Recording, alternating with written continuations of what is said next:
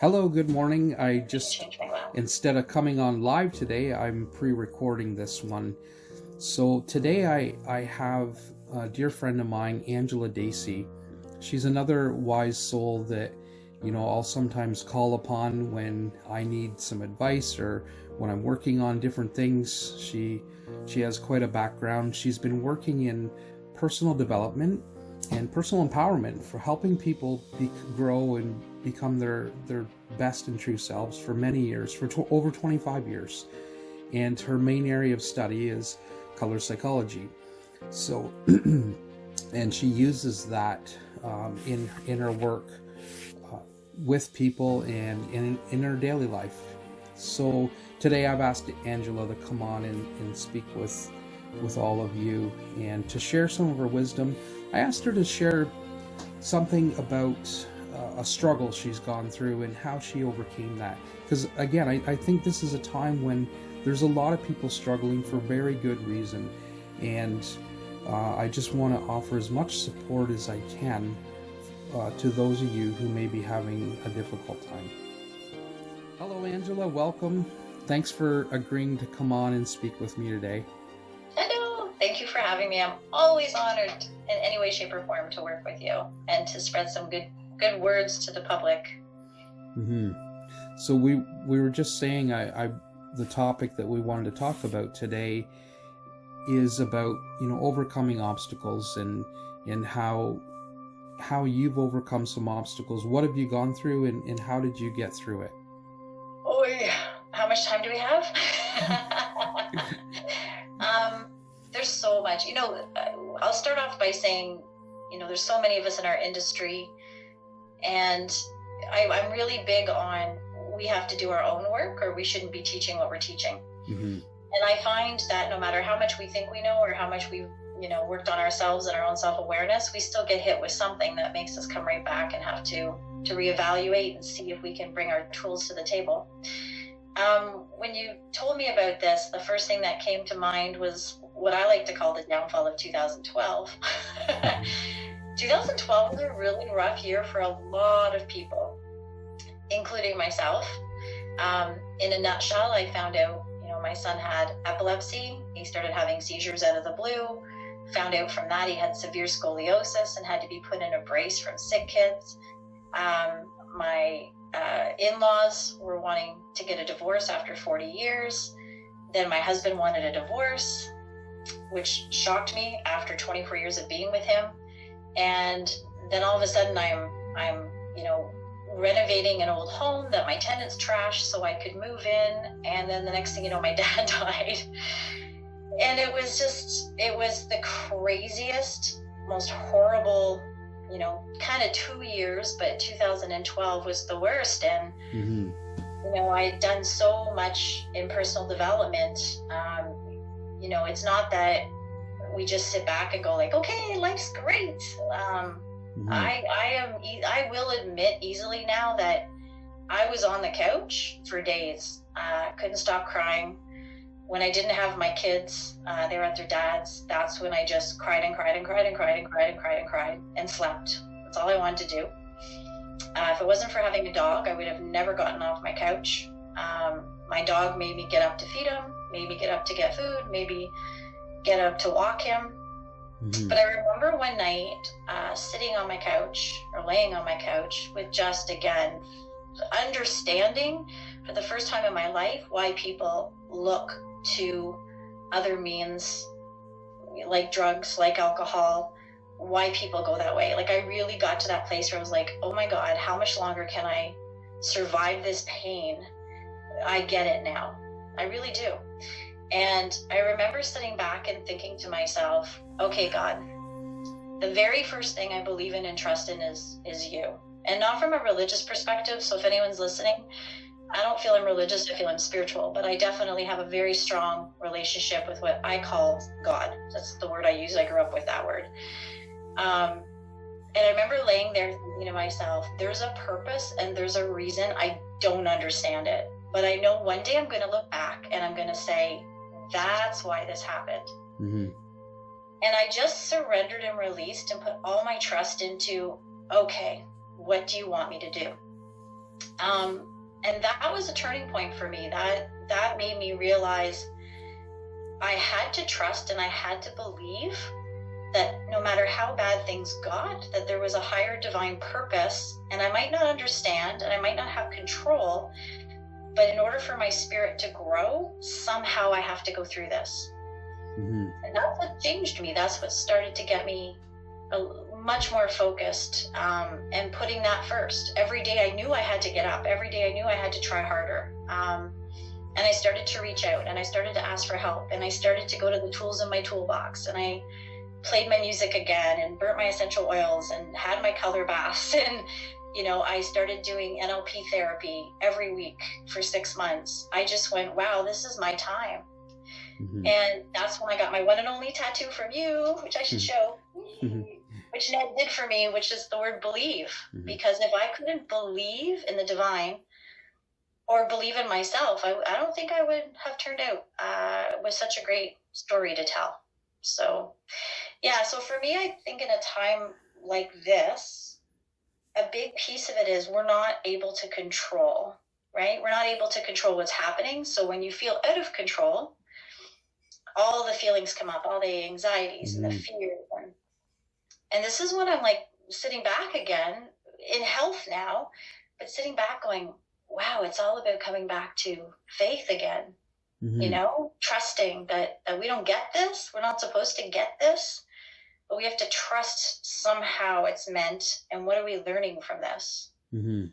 So does that make sense so far? It makes total sense. And I haven't jumped in once because I'm really appreciate and love everything you're saying. And the reason why I appreciate it so deeply is that, I really feel like we've moved into a time where we're spiritually poor. And I don't care what people believe in or what they don't believe in. There's a time at this time I feel like we do need a little bit more faith. And faith is that there's something bigger than us, and even for the people that don't have any belief in anything, maybe they could just have faith in science. But that's putting it's important to, I feel it's so important to lean into faith. And, I, like you, I'm not a religious person, but I'm deeply spiritual.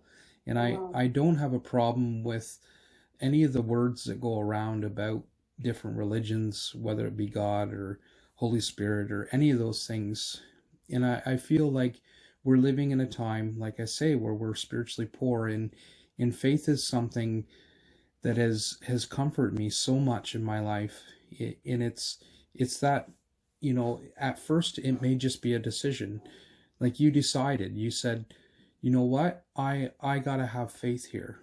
It was a decision in your mind, and that was more positive and more productive to just surrender in that moment. I could see the power in that. And I know in my life where I've learned how to surrender in a moment and just lean back into that faith, it actually gave me the ability to calm down and to find deeper and better solutions for the struggles I was going through. Yeah, it takes a lot of pressure and weight off our shoulders to try to figure out how to fix it. I think we've become a society, bless you, we've become a society that wants to fix everything and do and go and busy. And, I'm not sure when we became that kind of a society, but it seems like it's so prominent now. And I just feel like in times like this, if we just kind of say, okay, boom, what am I grateful for? I have my health, or I can walk. Like I had a herniated disc for 3 months and I couldn't walk, and I was in bed for 3 months, which was another great wake up call. But, what are we thankful for? What can we have blessings about now? And then say, okay, how are we going to get through our day? Instead of thinking, oh my God, what am I going to do? How, there's so much we can't control. And I find as soon as we surrender and release, it just takes all the pressure off our shoulders. And it's like, okay, it's yours. I feel like sometimes it's almost like we become the child and the divine becomes the parent, right? Which people would say, in Christianity, that's the father, right? So it makes sense to me that we can sit back and say we are children of the divine. We are children on this earth having some form of spiritual experience for our highest and best good. And sometimes we have to let the parent take over. It's not up to us. And I think that in itself is spiritual growth. For us to surrender and release, that takes courage. I think it takes a lot of courage and a lot of trust. You know, I found that in you know, from my marriage ending to my dad dying, and I know I've had other people since pass away, to not being able to walk for 3 months, that I have to put my trust in the universe first. So I've explained to my clients before, and I've told my friends this too, that, you know, so many people won't trust. They won't trust people. They won't trust situations and interactions. I'm like, wait, when you put your trust in the divine first, and then you figure out how you can trust the world, things work differently. Because so many people say, well, I don't even trust this guy. How am I going to trust some being I can't see? Okay, but when you reverse it, I find life shifts. And part of our spiritual, I think, teachings on this earth is how to trust and how to believe without needing proof right away. But I think it takes courage to surrender and release. It really does. Yeah, and it's situations that we get thrown into where we have no other choice but to trust. And it for me, when I was put in situations where I had no other option but to trust and maybe have faith, when I actually surrendered to that and allowed that trust to just ease the worry of my mind, ease the tension in my body, again, it was a much greater it was a much easier experience to get through the struggles that I was enduring. Yeah, I apologize. Oh yeah, I'm at home. You can probably hear my dog. No worries. I haven't even showered. My hair's all greasy and Actually, this is so great you asked me to come on, because I was like, I'm gonna have a shower and put makeup on. Like, I haven't done that in a while. Yeah. Because you don't need to clean up for anybody when you're living alone at home. Yeah. Yeah, no, I think this is so good that you're doing this and you're helping people find a way to see different insights into this situation, because when the media 24/7 wants to report constant negative, we need this positivity. And I learned a long time ago to stop watching the news. Like, I can't even explain to you how that changed how much toxic energy was in my life. Like, I grew up in a house that watched the news at 12, 6, and 11. And then when CNN came, and I remember, you know, the Gulf War was on in my house growing up, like 24/7. And, you know, CP24, God love everybody out there trying to help with the news. And I'm not trying to slam them, but at the same time, like, oh, in every single place I go, you know, all I'm seeing is negativity. So I really love the fact that you're doing this and you're trying to add a different take and you give people strength and that courage, because it's needed. And we're seeing a lot of emotions rise to the surface right now. And I'm, you know, seeing a lot of fear and panic. And I think a big part of that is people believing and watching negative news all the time. You know, and you said we're spiritually poor. If we can shut down that form of media for just even a day and just look inward and get quiet and focus on our breathing or what our thoughts are and become aware, that's going to be so powerful to get through a situation like this. Absolutely. And I think, like I keep saying in all these other posts, that there will be some tragedy, and when all that settles, there'll be some really good things happen. And actually good things are happening currently. You know, I'm seeing more loving, positive things flying around the internet. You know, people doing random acts of kindness for others, taking care of others. You know, people are reflecting right now. And this is really wonderful. I'm sorry. That's okay. He's going downstairs, hopefully, so the barking will be downstairs. Sorry, continue. This is life. You know, dog barking. Working from home, I have a dog that likes to bark and voice. He voices very well. Yeah, whatever. Life's not perfect. I don't strive for that. So, do you have any parting thoughts or something you want to leave people with, something to think about, or anything that... Yeah, I mean, for one, I think awareness is the key. This is a beautiful time for us to become very aware of our thoughts and feelings. I really want to see people start to look inward.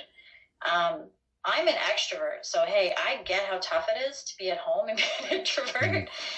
I get it, Mm-hmm. especially when I'm a hugger and all the rest. However, I really think it's a beautiful time to become self-aware. Mm-hmm. Listen to the music that moves you. Dance in your living room.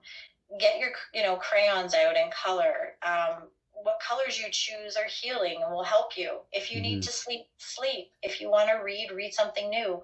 I've got friends who are learning new languages and taking courses online, and so we can use, I think this is a blessing in so many ways. And again, God bless the people who are ill. That's not where I'm coming from. I think for us that are healthy and that are quarantined, we need to see this as a blessing. It's almost like the divine said, you need to connect to spirit, and you're not going to do it if you're so freaking busy running around. So I'm going to provide you some time. Mm-hmm. And if we use this to our advantage, I think we're going to become much better off. So journal, do whatever you can to express yourself and find yourself, and Mm-hmm.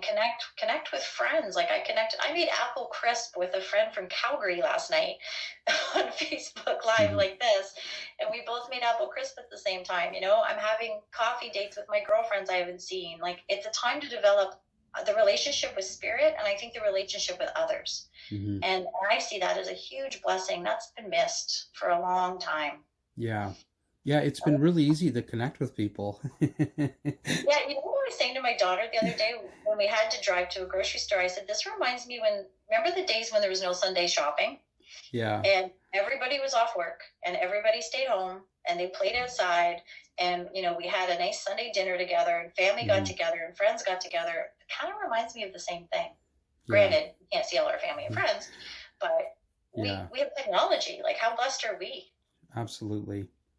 So I just think it's time for self-awareness. And if we can surrender and release and trust the divine has a plan, and let's take advantage of this time Mm-hmm. effectively, then I think we're going to be in a much happier place when all this is blown over.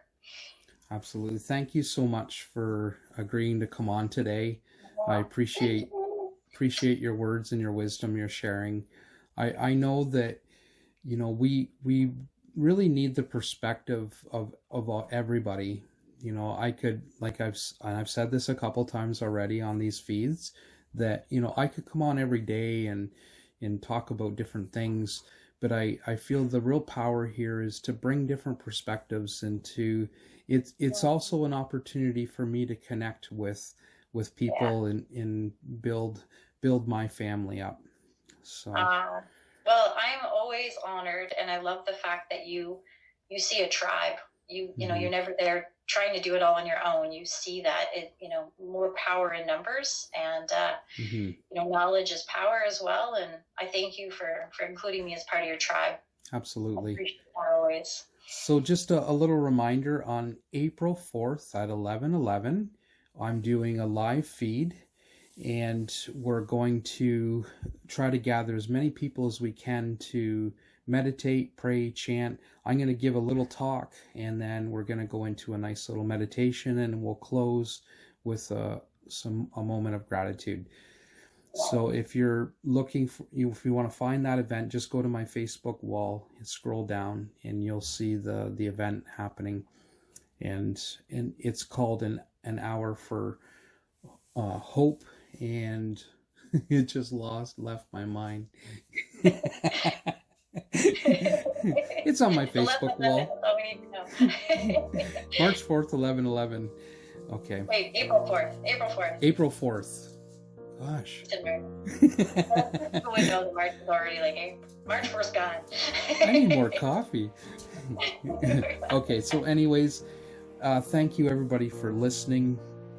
I deeply appreciate you.